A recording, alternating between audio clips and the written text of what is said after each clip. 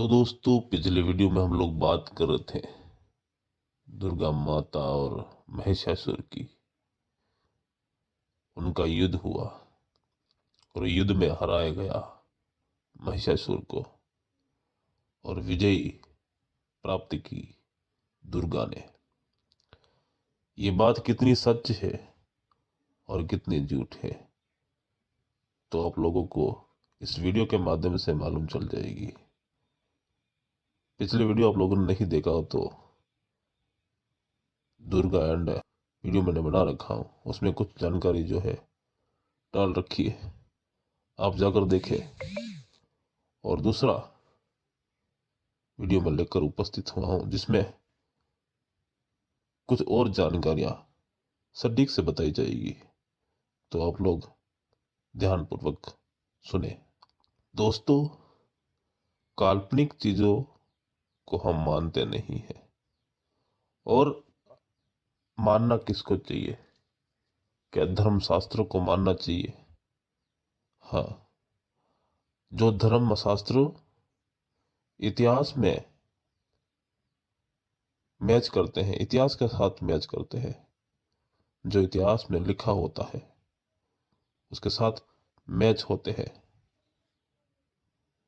उस शास्त्रों को माना जा सकता है। और जो काल्पनिक बातें करते हैं, जो इतिहास के विरुद्ध होती है, उस शास्त्रों को कैसे मान सकते हैं? ऐसे ही कुछ ग्रंथ है, ऐसे ही कुछ शास्त्र है जिसमें काल्पनिक कहानियां को लिख रखा है, मानना बड़ा मुश्किल लगता है। अब दोस्तों, यहाँ पर स्पष्ट एक चीज होती है कि सरकार के द्वारा मान्यता दी गई चीजों को मानना अनिवार्य होता है। साइंस की जानकारी के माध्यम से, साइंस के रिसर्च के माध्यम से और सारा कुछ एविडेंस जो साइंस के माध्यम से जमा किया हो और उसके माध्यम से अगर कोई बात रखते हैं तो उसको मानना बहुत ही अनिवार्य हो जाता है। आप लोग भी इस बातों को समझे, जो साइंस ने प्रूफ किया है और उन्होंने रिसर्च किया है, और रिसर्च के जो नतीजे आए हैं उन्हीं को आप लोगों के सामने रखने जा रहा हूं। मैं वो काल्पनिक कहानियों को आपके सामने नहीं रखूंगा, सिर्फ ठोस प्रमाण और ठोस सबूतों के साथ ही बात को रखा जाएगा। आप लोग तो दोस्तों, अब पर्दा उठने वाला है, दूध का दूध और पानी का पानी होने वाला है। क्या महिषासुर राक्षस दानव था, या फिर माता दुर्गा राक्षस दानव थी? इसी के बारे में दोस्तों बात करेंगे। और तो फिर अब जानना चाहते हैं कि आखिर महिषासुर क्या राक्षस था या राजा?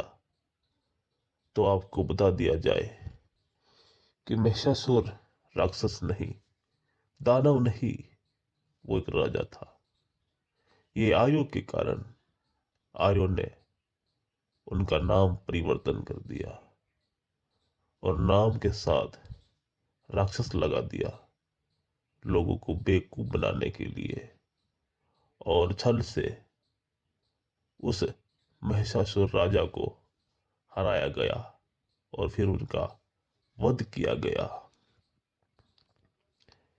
देखो, यहां पर एक बात आती है, अगर हम दुर्गा माता को काल्पनिक मानते हैं तो उसी शास्त्रों के अंदर, उन्हीं पुराणों के अंदर जो बातें लिखी गई है महिषासुर की, तो फिर अगर वो शास्त्र, वो पुराण अगर काल्पनिक है, झूठे है, तो फिर उसके अंदर जो महिषासुर है वो कैसे सही हो सकता है?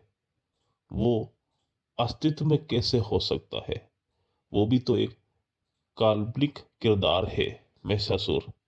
ये सबका मानना होना चाहिए। तो फिर लोग जो है महिषासुर को इतना महत्व क्यों दे रहे हैं, महिषासुर को इतना मान क्यों रहे हैं?